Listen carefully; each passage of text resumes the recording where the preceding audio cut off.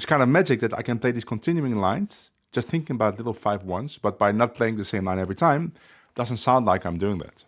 Sounds like I'm playing on the changes, which I am, but I'm not thinking of the real changes. I'm thinking of a simplified version. Hello everyone, welcome to this video about a cool tune called STABLEMATES. The title is maybe a little bit of a clickbait title, but it's not really far from the truth. I want to provide you a way to improvise on this tune where you kind of avoid the pitfalls, the difficulties. So you could call it cheating, but I think it can still sound pretty good. Now, the goal of this video is not to make you the best improviser possible on these changes. If you want to hear an example of that, go look up Peter Bernstein with Brad Mildau or Kurt Rosenwinkel playing on these changes and absolutely killing it in a very musical and interesting way. I mean, that is something that I'm not even capable of doing, at least not right now, because I rarely play this tune. Now, I know this tune, I have played it before, but it's very rare that I play it. Nobody ever thinks to play this tune in a gig or even on a jam session. It's not really played. Now, I mostly play gypsy jazz, of course, and in that scene, this tune is never played. But sometimes I might be in a jam session with some more modern players and they might call it, and then I would still want to be able to play a reasonable solo. There is a way to do that with practically every tune, every difficult tune, but you just gotta find that way. I want to go over the changes, but first let's just play the theme once, so we have some musical context and it's easier to understand the progression and the lines. So I play the theme.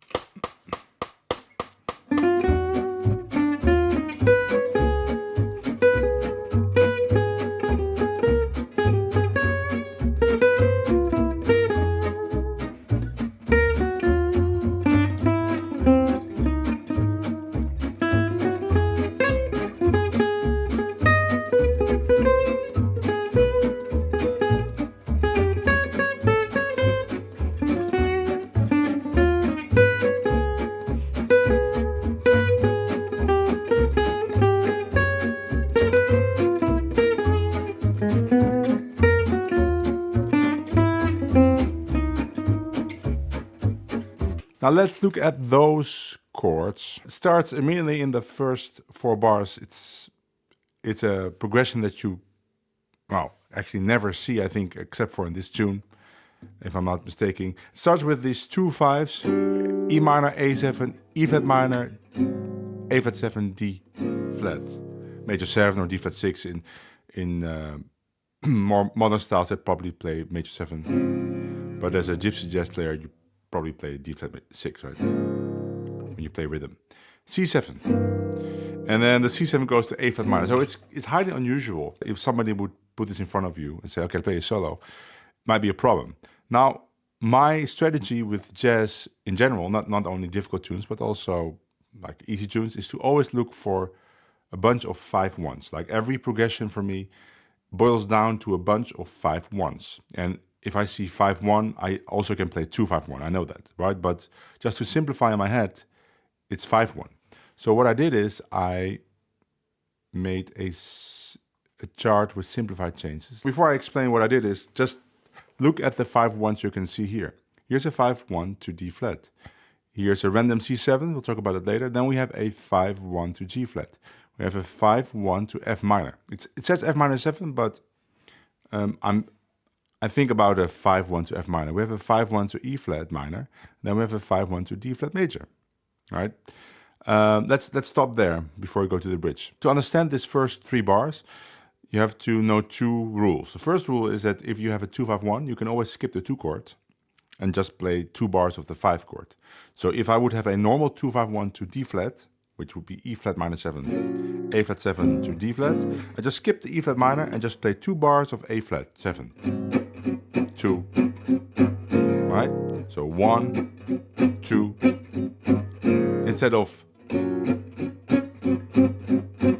That is a basic principle that is used not only in gypsy jazz or swing. In those styles, usually there is not even a 2 chord, but also used in bebop. I've heard Barry Harris talk about that, for example. So that's the first principle. Now, of course, I know that if I play 2 bars of the 5 chord, I can also play some 2 chord lines, right? That is something I know, but I just, for simplification in my head, I think about the 5 chord. Another principle is if you want to skip a chord, Usually you can do it if you just don't play on beat 1 of that bar the chord is in. And then you can just skip a chord and go to the next chord. So in the first bar, E minor 7, A7, again, I can just get rid of that E minor 7 and think of one bar of A7. So then the change would be A7, A flat 7, D flat. But now I want to skip that A7 because it's inconvenient. So what do? I don't play on beat 1 or beat 1 and 2. It's your choice. And then I immediately start thinking about A flat 7. That is the trick here, right? So then we have a 5, 5, 1 to D flat where I don't play on beat 1 of that bar. And then there is this random C7. I put it there because you cannot really skip that chord. It would sound odd if you still are playing D flat lines here. So my strategy would be to just play D flat and then play a little bit of C7, some notes that fit there.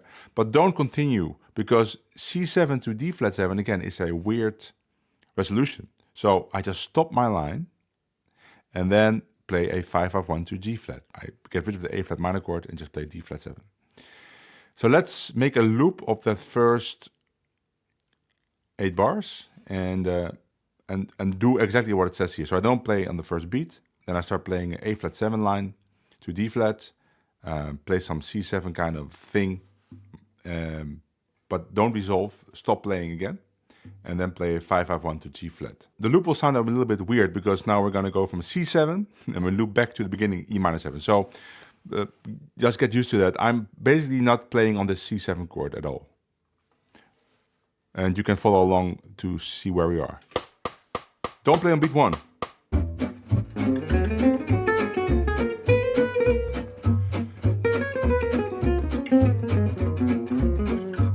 Loop.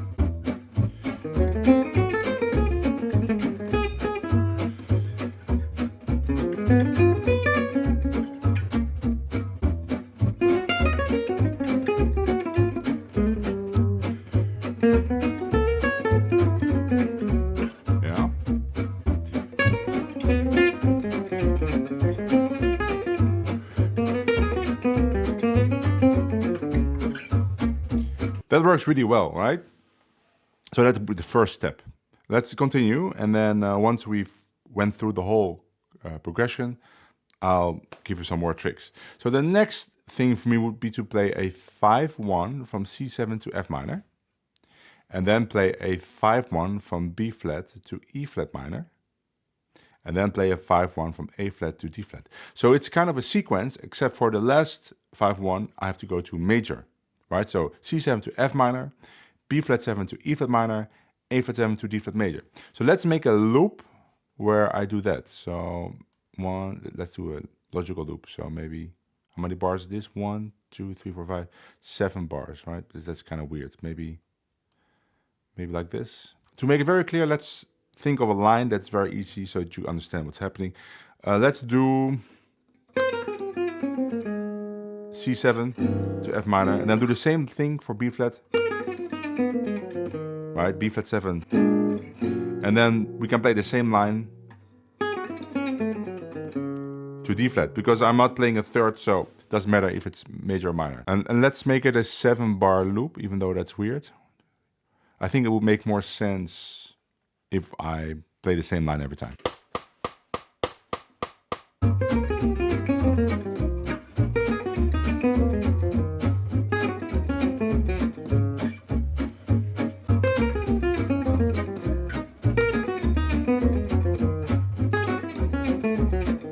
Yeah, that works kind of well, even though the line is a little bit longer than C7, so you still hear some C7 altered on F minor. So we should make a shorter line so that it doesn't sound too jarring when we go to D flat major. Maybe do... That is a 1-bar line. And then...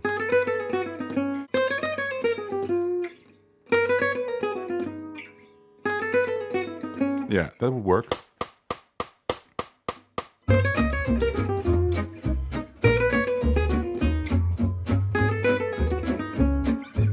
Sounds nice.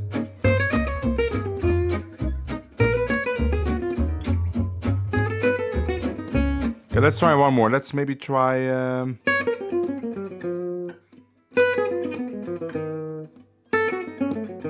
let's try that.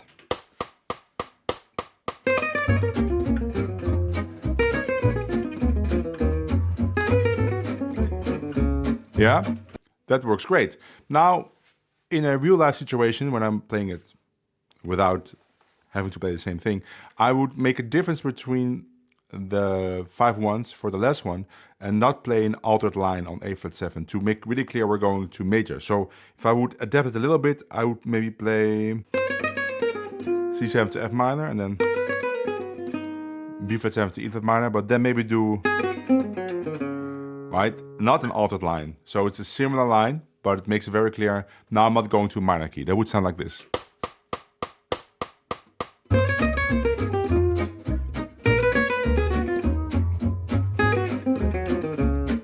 Let's try something for the other one that we played. So we play to F minor, to E flat minor. Now we could play, if we want to play a similar line but not altered, we could do, let's try that.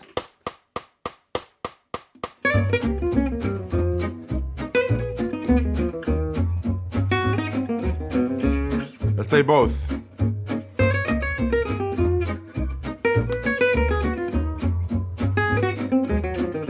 The other one.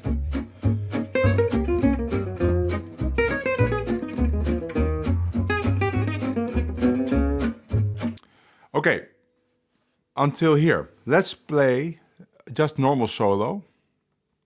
So I'll improvise, but I'm doing the same principles, but now I'll take some more freedom in the sense that I won't repeat lines like that. And then you will hear that now that you know the trick, you understand what I'm doing, but it doesn't have to sound that scholarly, right? It will sound a little bit more free.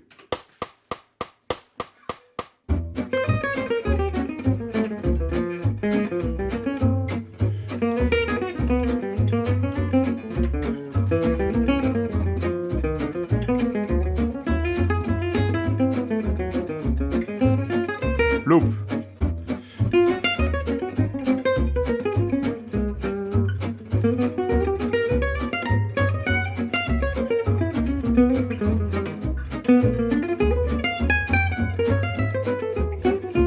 Loop.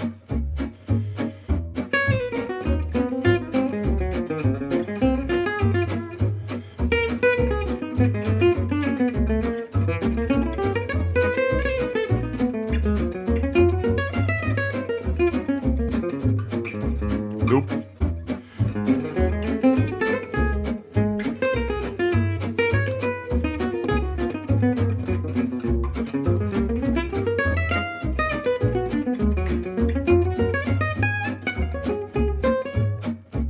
So you know what I'm doing now, but because I'm not repeating my lines, it sounds more fluent. It doesn't sound like I'm doing a trick, even though I am doing a trick in my head. Okay, let's go to the bridge, because the bridge is probably the most problematic thing. If we go back to the original changes, we have a F minor, G flat 7. Then we go up to G7, C7, and then B7, B flat 7, A7, A flat 7. All those dominant chords chromatically moving. What are you going to do? You're going to play in line and move it chromatically? Well, you could do that. It can be effective, but if you have to do that, let's say you play 3 choruses. If you do that all 3 choruses, it's a little bit, well, it sounds scholarly, right? It's like you're doing an etude. You want to have more freedom. So my strategy is, again, look for the 5/1s. So go to the simplified version. First of all, I would play a C7 before that F minor to establish this new key of F minor. And then we go back to C7. Now, my strategy would actually be to kind of play a mixture between F minor and C7.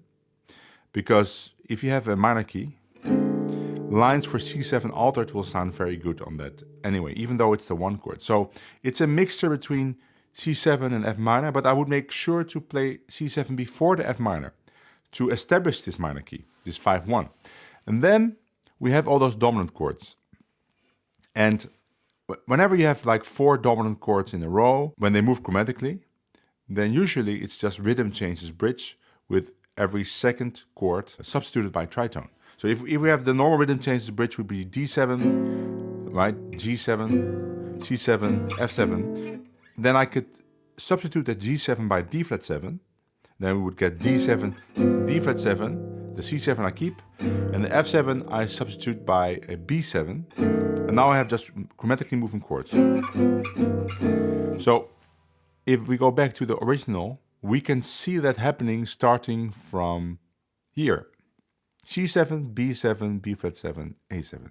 So I could think of that as rhythm changes bridge and think, oh, it's C7, F7, B flat 7, E flat 7.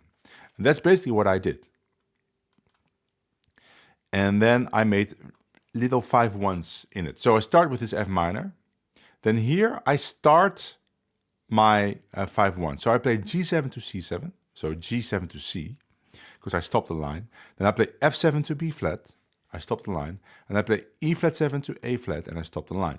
So let me show you what it sounds like. And I'm gonna make it very clear. Play the same thing every time. So for G7, I just play, and then I play F7 to B flat, and I play E flat 7 to A flat.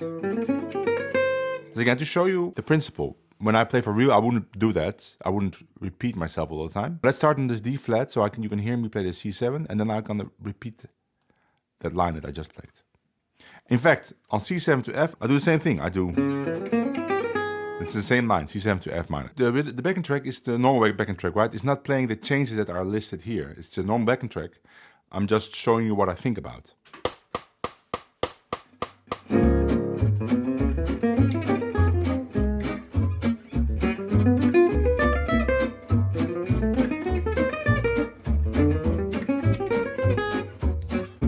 One more time.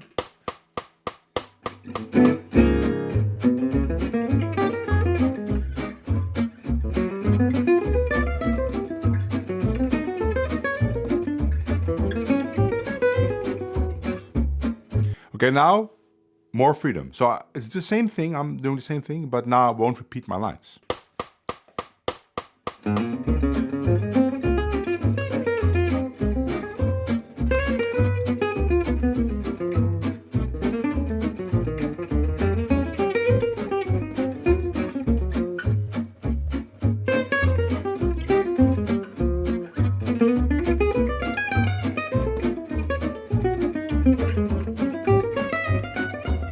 Loop.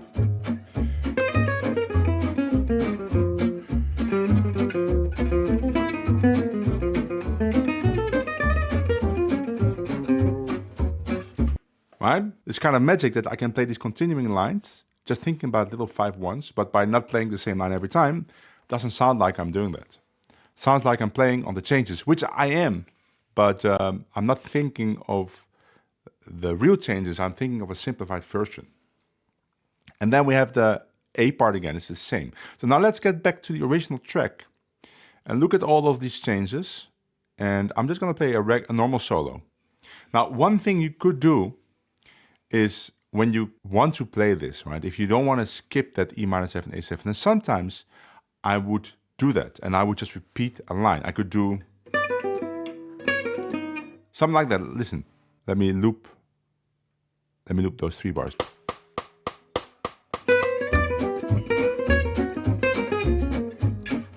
Let's do another one. 1, 2, 3. Just repeat the line. That's one thing you could do. Another thing you could do is when you arrive here at the end of the bridge, then already start playing E minor right there. And then you have a longer time to play E minor and then just switch to A flat 7. You could also do that, of course, in your second chorus at the end of the third A or the last A. Go back to the beginning, you could do that. So let me just play a regular solo to make it clear, because it's 2 choruses, the backing track. I'll just loop the first chorus. So here we go.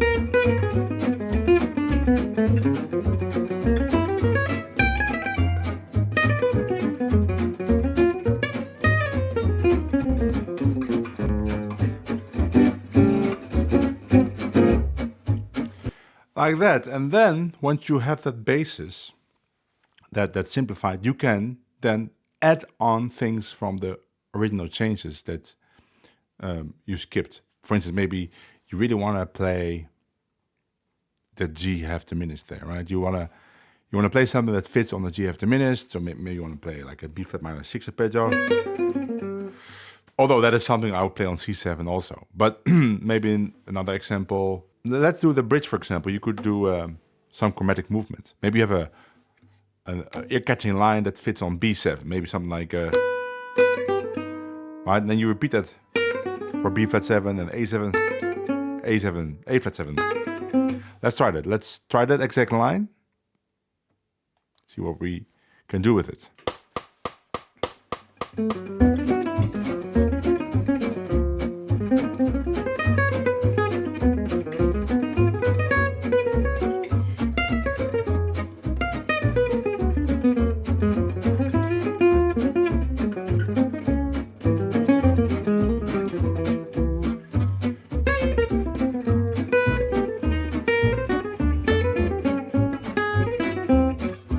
Right, you could do that, but now you have the choice to do it. You don't have to do it every chorus. Your normal play loop, game loop, would be to play the 5 once, but then sometimes you do something that's really part of the changes. And if you have a nice mixture between that, then nobody will be able to tell that you have those simplified changes in your head. In fact, I think most people would actually have some kind of version of simplified changes in their head when they play, just because that will enable them to connect to their normal vocabulary. Because, of course, if you develop normal vocabulary for normal jazz standards, then you'd have a problem playing on this. But if you can somehow simplify the changes to fit with what you're used to, without destroying the tune, right? I'm still playing the tune, but I'm putting in strategic rests and skipping strategic chords to be able to connect to my regular vocabulary. But then sometimes you let go of it and you actually play these changes.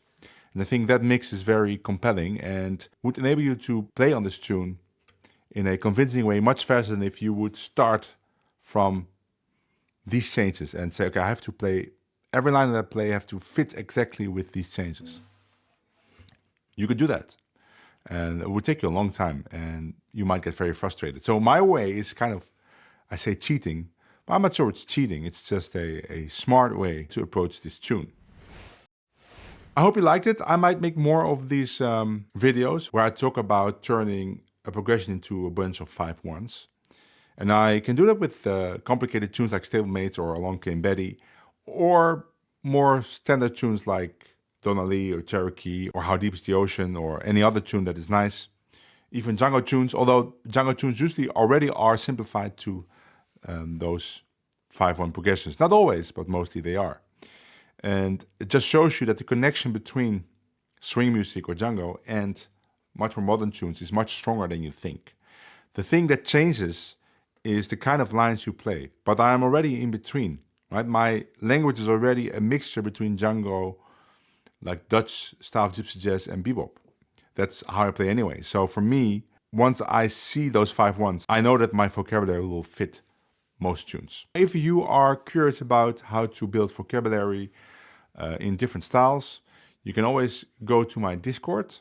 There's a link in the description, and there's a big community of 830 jazz guitar players talking about jazz, and there's a place there where you can buy my books, my mini courses, which explores learning vocabulary in a very effective, gamified way. If you want to know more about that, there's a link in the description. And hopefully I will see you in the next video. Bye.